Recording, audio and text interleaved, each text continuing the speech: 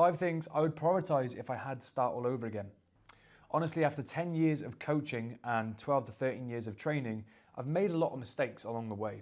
I lived through it, I paid the price, and in all honesty, if I could go back, I would probably change a couple of things. And the main reason being is I'd want to get the results how I am now faster.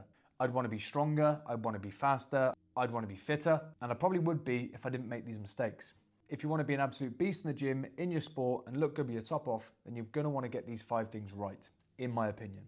After this video, you should have a good idea of what to avoid and have a good roadmap on what to do and implement to get your results faster. I do believe if you get these right, you can probably get in better shape quicker than me and probably uplift me as well.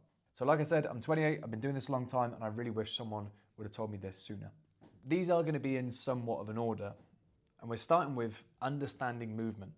And what I mean by this is understanding how your body should move, what you should be feeling when you're doing certain movements, what you can do with your body, the range of motion that you've got, listening to your body when you've maybe got an injury and understanding how to work around it, not just pushing through it.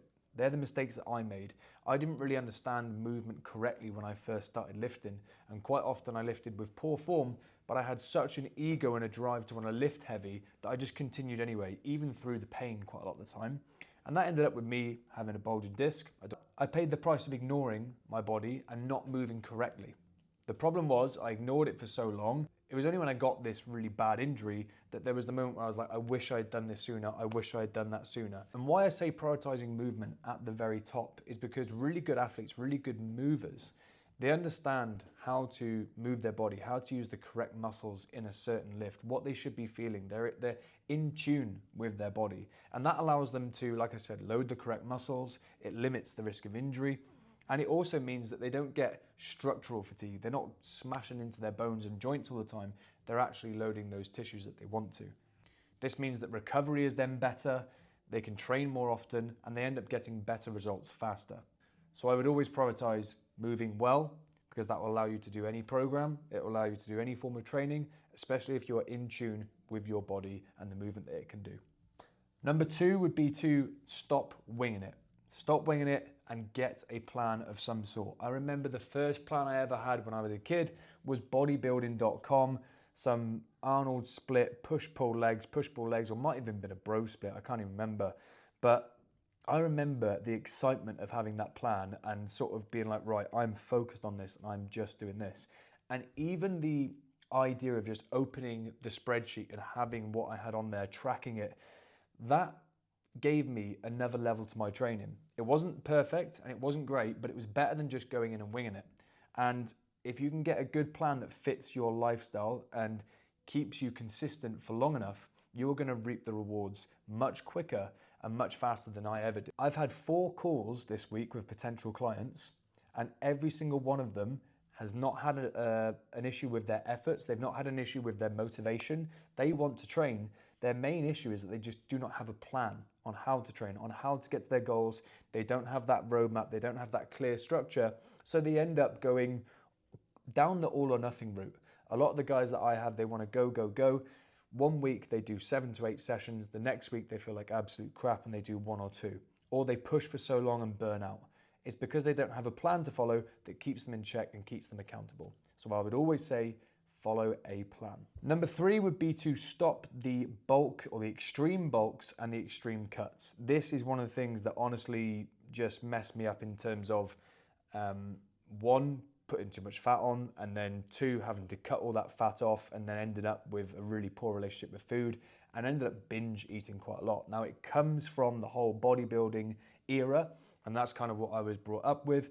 And it's not a bad thing for them. They, still putting the excess of fat on, you don't really want to do that, but they're trying to gain the most amount of muscle they can in the shortest period of time, so they're eating the most amount of calories. Now, it's kind of being debunked now that you don't really need to be in such a big surplus.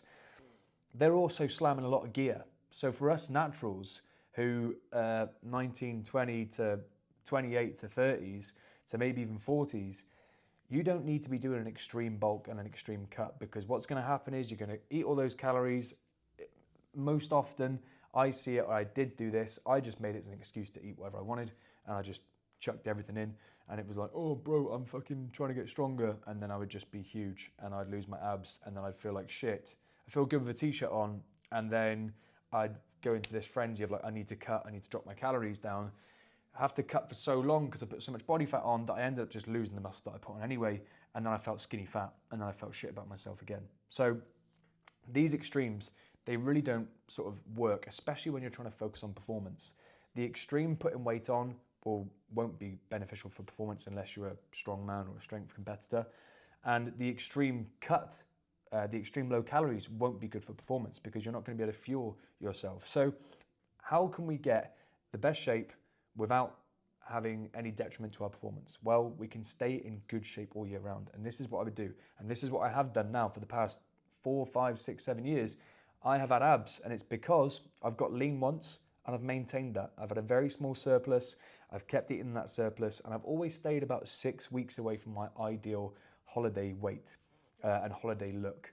So that means that I do 6 weeks of a very small deficit, and I don't change my training at all. I still train hard, and I end up then looking great on holiday, and I feel fucking great, and I don't feel guilty for anything. I feel way better for it, and I don't feel horrible when I've got that big puffy look about me, and I don't feel horrible when I've got that skinny fat look about me. So that's how I would do it, and you'd also have a better relationship with food. Number 4, focus on performance metrics. We want to put performance at the top of that pedestal. Why? Because everything else then umbrellas underneath it. And what I mean by this is all of the clients, including myself, that have had performance goals, we know that we might need to manipulate body composition.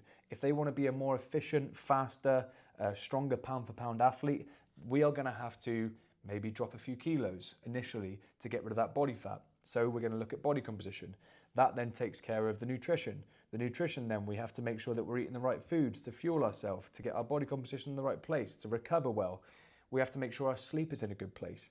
Having these performance metrics and bigger performance goals will get everything else in line over just chasing aesthetics. A lot of the time you're just chasing aesthetics, you're trying to do a 6, 8, 12 week sort of challenge or cut or whatever it is, and quite often it feels like you're trying to fight against it. You're trying to punish yourself into doing fitness, when reality is, if you just chase the performance metrics, if you want to get stronger, lift heavier. If you want to get faster, do power work and sprint work. If you want to do long distance, do longer runs and focus on the performance metrics. Everything else will dial in around it. Lastly, one of the biggest things that really shifted my training and how I actually performed was number 5, getting a coach. This has been one of the most transformative things for me, not only for how I look, how I feel, and how I perform. I have never felt better than when I'm being coached. I have a coach now, I've had a few in the past, and every single one has really benefited me with having them. Every single one has been able to push me, but then also pull me back in when I've needed it. And that's exactly what I have to do with my clients. They're all very much go, go, go, as I mentioned earlier. And sometimes they need to have that structure and that accountability and that person to say, actually, no, we don't need to go for that. We don't need to do that class. We don't need to just keep doing more. We need to do better. And this is how. That is what a coach will do for you. It was a really big lesson learned for me because I always thought, well, I'm a PT, I'm in good shape. I was kind of one of the fitter, stronger guys in my gym. I don't need anyone telling me what to do. And that ego, in all fairness, probably kept me stuck for quite a while because I would train to complete failure. I would go too far. I wouldn't work off percentages. I would decide, I would cut my calories, then bulk, and then cut my calories, and I was all over the place. I wasn't focused, I wasn't structured, and I wasn't really making that much progress. I was just kind of picking at little bits and not really getting anywhere. And it did reflect in my body and my performance. And I didn't feel good about myself. So when I got a coach, I had that accountability. I stopped wasting so much time. I knew exactly what I needed to do each session. Each time I walked into the gym, I knew how much food I had to eat. Everything just clicks into place. And if you have the right coach that you get along with and you gel with, you can generally achieve results that you couldn't even have thought of in such a faster time than you would on your own, in my opinion. And that right there is everything that I would do if I had to start all over again. And I wish, honestly, I do wish that I could have told my younger self this. I probably wouldn't listen. I'd probably just go and slam arms and chest and do that 4 or 5 times over, which is what I did. But you're smarter, you're wiser, and you're much cleverer than me at that age.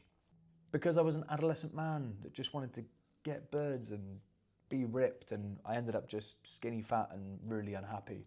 Now, I've got a missus, but I'm lean all year round, I'm performing well all year round, and so are my clients. They have the exact same approach. We tackle all of this. If you want to dig into more of my stuff, I've got all my free stuff linked below, as well as how to work directly with me. Guys, thank you. I'll catch you in the next one.